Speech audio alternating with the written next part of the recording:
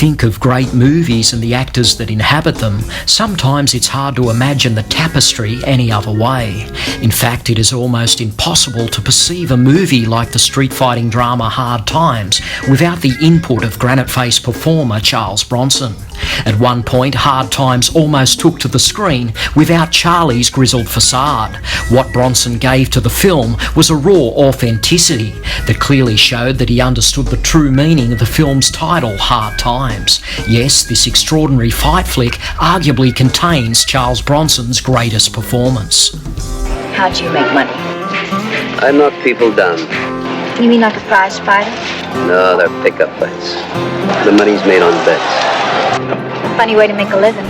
You're watching Pick of the Flicks with Tony Douglas, and welcome to Hollywood Backstory, our exclusive web series where we step behind the red curtain to unravel some amazing tales from a time gone by. In today's episode, we bring you part 2 of our Hard Times backstory. Yes, there was so much interest in our first backstory that I felt compelled to expand on the previous stories and also take the time to fill in some of the gaps that were left unexplored.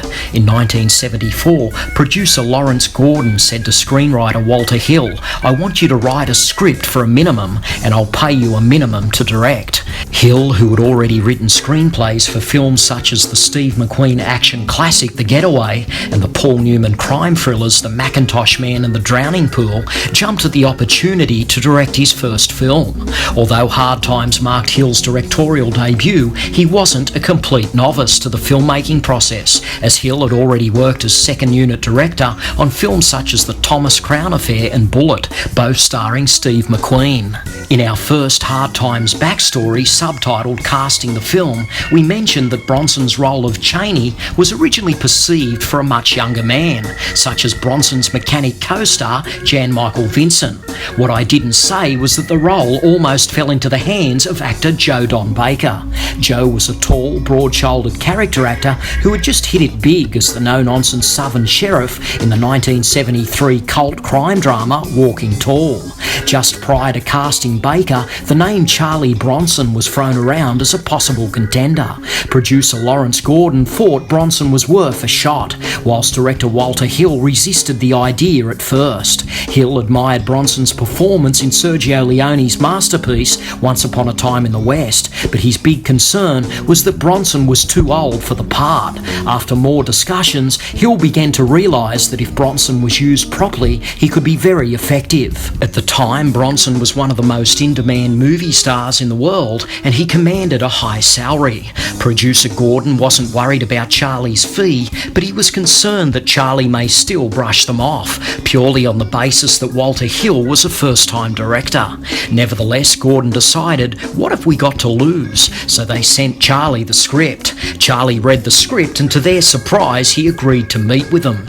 At the close of the meeting, Bronson decided to do the picture, but before leaving, he stated that he thought his wife Jill would be perfect for the female role. No one was game to say otherwise, so it was pretty well in concrete that if they cast Charlie, they would have to include Jill in the package. With Bronson in the lead role, the casting of Speed was now on the table. Director Walter Hill rallied to cast Dillinger star Warren Oates as Speed, but when Warren was approached, he refused to do the gig as he didn't want to star in a Charlie Bronson picture. Another name that was also considered for the role of Speed was former Andy Hardy star Mickey Rooney. As we all know, James Coburn was eventually cast as Speed, but like Warren Oates, Coburn was also reluctant to play second banana to Charlie. Finally, Coburn succumbed to the idea of playing Speed because he needed the paycheck. In the end, Hill was extremely happy with the casting of the two leads. Coburn had a lean elegance, while Bronson oozed a tough granite-like strength. Yes, Hill felt that the contrast between the two stars was perfect, and their chemistry shined despite Coburn's negativity towards Bronson. When it came to performances, director Hill was at first unsure with Bronson's non-theatrical approach. Hill once said that Bronson's delivery of his lines was flat. Many actors would take this as harsh criticism, so Hill refrained from saying anything directly to Bronson for fear that it may upset the apple cart. In actuality, when Hill described Bronson's delivery as flat, he didn't mean it as a discredit to Bronson. In fact, Hill came to appreciate the delivery and later believed it to be an important feature of the film. Yes, Bronson's flat, laconic style of delivery added authenticity to his performance and to the production as a whole. Walter Hill once said that he considers all of his directorial films as westerns, and Hard Times is no exception. When Bronson drifts into town, he steps off a train, not unlike Kirk Douglas in the classic 1955 King Vidor western Man Without a Star.